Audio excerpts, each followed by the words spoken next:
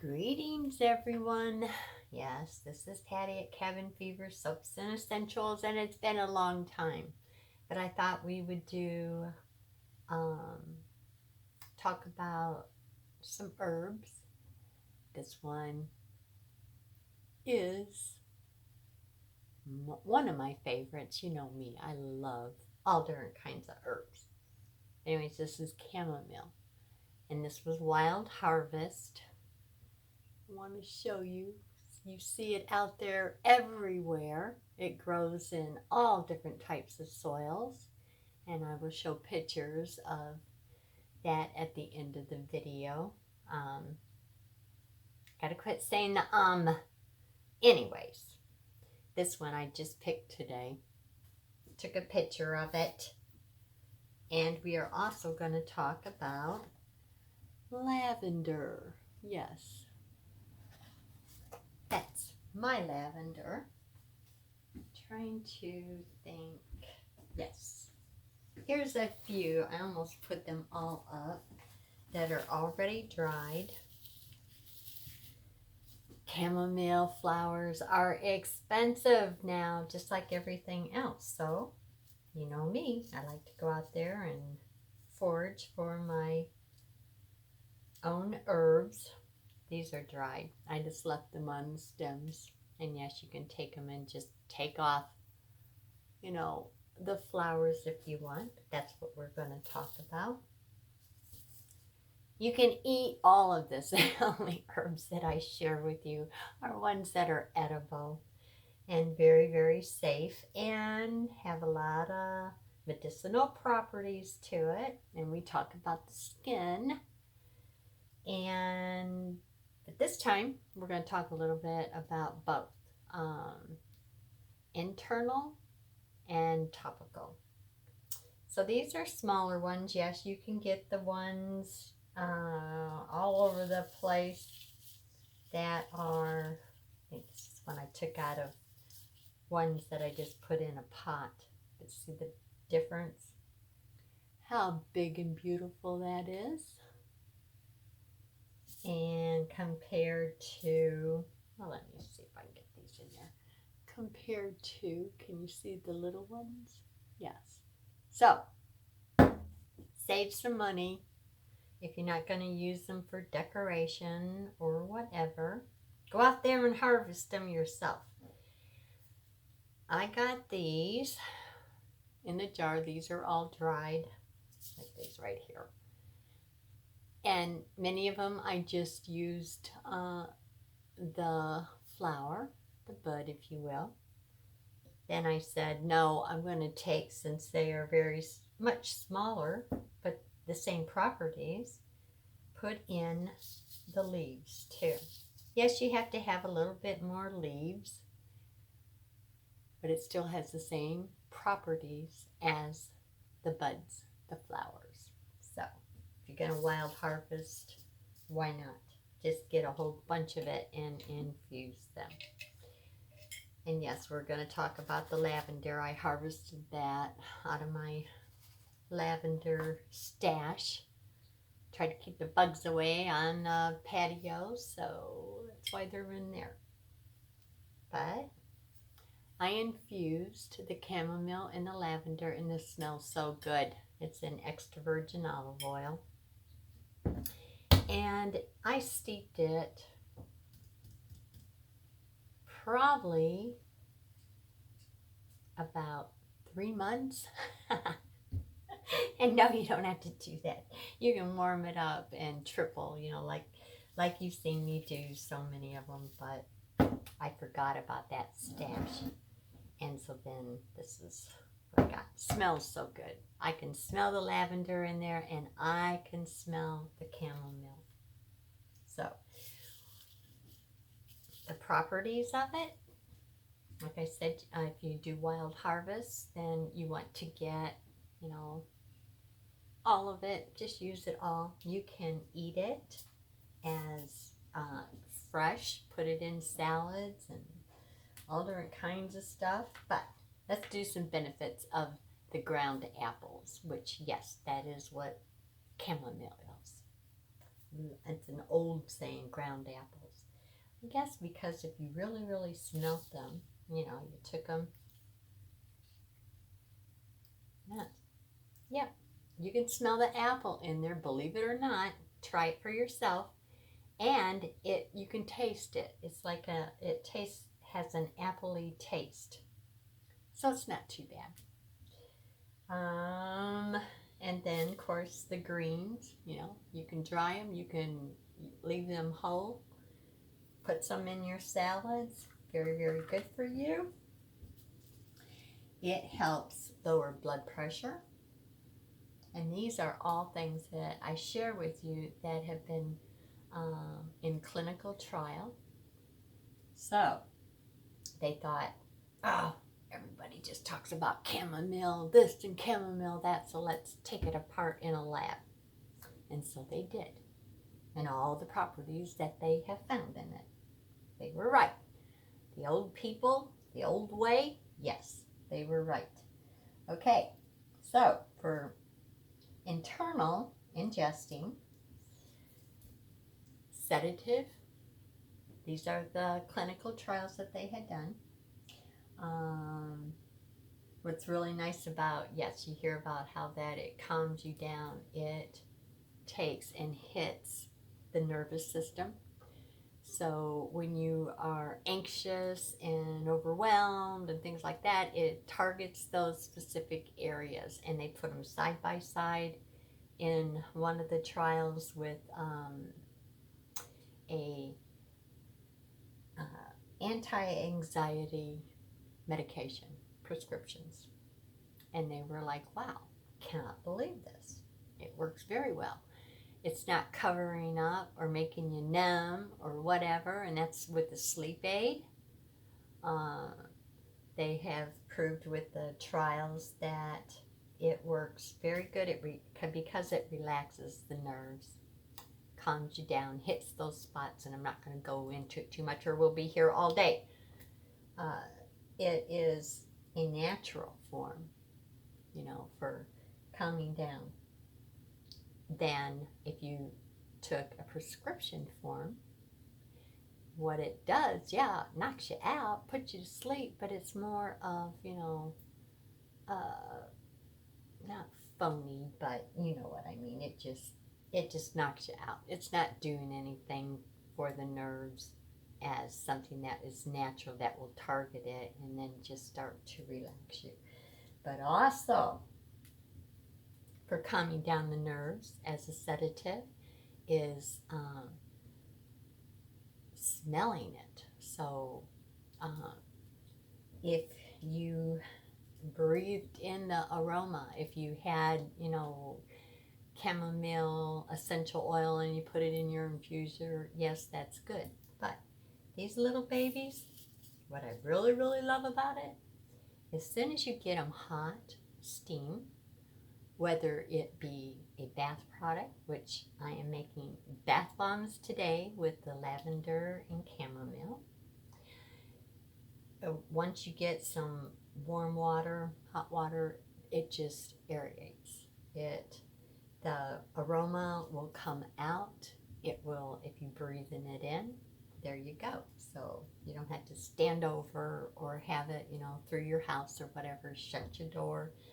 Fill up your bathtub, if you have a tea bath or like I'm making bath bombs with the oils and everything like that. So yes, not only is it in here, but if you grind it up and you put some of them, the herbs, inside your mix, yes, once it hits the water and it just starts to dissolve, yes, you'll get that aroma so that you can breathe it in. So that is a very, very good sedative and calming the nerves. It also helps if you do it with the breathing treatment. It will help with congestion. It is an antihistamine, so it starts drying up mucus and helps you breathe a lot better. Fevers, it's a natural fever reliever. get you a cup of chamomile. Yes, all of the NSAIDs, over-the-counter, you know, pain relief, aspirin, ibuprofen, acetaminophen, all those, yes, they do work, as we know, because we've been using it for ages now. But once it leaves the system, like every 3 to 4 hours, you have to dose again. What is very, very nice about a natural fever reducer, and there's many out there, we're just talking about chamomile, is it is in your system, especially if you drink it as a tea, or I guess you could do capsules and all that, whatever way to get it inside you. It targets those areas and it does it naturally. So sipping on, you know, a couple of cups of tea per day or whatever, it does it in a natural way of lowering your fever. And I could go on and on, so I'm just kind of like touching on it, not getting into it, but it's a really, really neat clinical trial that they had done. And then they took it and they went into different stages and did, you know, blind studies and all that. And it's like, wow, you know, it lasts longer. And since it's natural, you know, your body seems to, you know, relate to it better. Pain reliever. Whoa, yes. One of my favorites is plantain and goldenrod. And this is another one. Chamomile is a pain reliever. It's mild, yes, not as much as the plantain, but the properties in it, and the goldenrod, but the properties in the chamomile are a little bit different. So you put them together and you got yourself a very, very good pain relief. Put it in salve. It also, if you take it internally, still, it goes and starts targeting the areas where usually where inflammation is. You have a lot of pain and just, you know, internal, like, menstrual cycle pain, PMS, all different kinds of stuff. Yep, they put it through the testing, and it's like, wow, this stuff is pretty darn good. So then you'll see them coming out, you know, and all these natural things, and yes, they're on the shelves. It's better than nothing, but go out there and get you some. Lowers the blood pressure, kind of like regulates it, doesn't just drop it like if you would have a prescription, and you know how it kind of gently, well, some of them I should say, I don't know about all of them, but it doesn't just boom, you know, take and lower your blood pressure real, real fast where it plummets. It is natural blood pressure, keeping things even, bringing it down and just keeping it. And again, it's, you know, the sedative, the soothing of the nerves. This is where it has hit in is the nervous system. So let's see what else. Yes, we just talked about stress relief, pain, lowers BP, congestion. There you go, you know, with the breathing. Again, topical, soothes rashes. And especially if you have itchy rashes, you mix that with chamomile and calendula. Why not put in some plantain? Study your herbs, make you up a salve, put it on there. Very, very good. Antibacterial, anti-inflammatory, because it goes and it hits even on the surface. Anti-spasmodic, so it takes muscle tension and it soothes it. What I am going to be making, I always make the goldenrod herbal oils, bath oils, and I'm also going to add goldenrod and chamomile and lavender too. I can't forget about the lavender. It has a lot of the same type of properties, and especially for pain, it will help. It'll help. Oh, what can I say? Chamomile will be the pain reliever. chamomile and lavender will be a soothing, taking away itchy, dry, peely skin.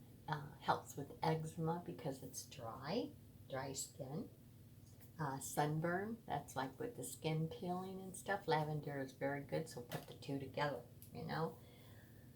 Wound healer, they've done a lot of trials with lavender, and years ago, before they had any kind of something that is antiseptic to also clean, like surgical tools. And I don't even want to think about what they used back then before they had anything, but they have proven that lavender does take away, it's an antiseptic, antifungal, antibacterial, antimicrobial, you name all these things, the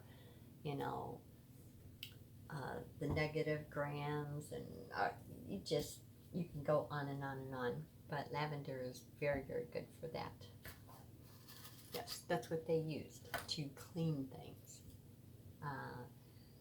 Bandages that they would soak in lavender teas and whatnot would wrap, and they would put it on a really, really bad, area, and it definitely helps with swelling and also healing. It just gets in there and gets that collagen going. And I forget one of the trials, the clinical trials that I read, but they had a time frame, of not using it and using it, and the difference. And yeah, we don't want to talk about, anyways, talking about the animals and stuff. So yeah, I don't like to do that. But it increases and renews skin. So it helps with sloughing off skin, but the renewal of skin, it just energizes it. So lavender is very, very good for energizing. Also a stress relief. The same thing with the chamomile, same thing that they put through with the lavender, comes out with the same, what it is good for: rashes, psoriasis, eczema, anything with dry skin. Lavender is very, very good. Even though it is astringent, you put it in oils, put it in with some chamomile, voila, you got something good going on. Let's see, and it's a sleep aid, as we know. They did a clinical trial with, I can't remember the name of the drug, but it was a anti-anxiety prescription. Worked very, very well. They put them side by side, and they're like, oh, can't believe that. So it does. It hits the nervous system too. So I think, and it helps with swelling. I don't know if I said that. A really good thing for lavender is it helps with scarring. So if you have a wound, a scratch, or whatever, had, whatever, and you know how that, you usually get a scar in it, you can feel the difference. It's just, it's just different adhesions. It helps soothe it and smooth it because of the collagen and everything that the lavender does. It takes it and will soothe it out so that you don't have that ridge. You might still notice, where you've been cut or, surgery or whatever, but you won't have, that scarring effect of it, being taut, and, it just takes care of that. So it must be good for if you were maybe stretch marks or something, but you need to put it in a carrier oil. Okay, well, let's see. I think that's about all. If you wanted to make tea, you don't have to just use the buds, the flowers. If you go and you wild harvest, use the leaves, dry the leaves, strain your tea. very good for children. They haven't found any really side effects unless, some of us are just allergic to all different kinds of stuff, or we're weird ones that are allergic to everything that most people aren't allergic to. So, with all that being said, when I go to do my bath bombs, my herbal bath bombs, I will be using, yes, the oils with this. I will be putting in a little bit of my powdered herbs, in with the powdered form, so you get a kind of a double whammy. And like I said, just smelling that in water, in or a tea, and you're putting it up to your nose and you're inhaling it, yes, you're going to get some benefits to it. So can't say enough about lavender and chamomile. It could go on and on and on and on, but just hitting a few little notes.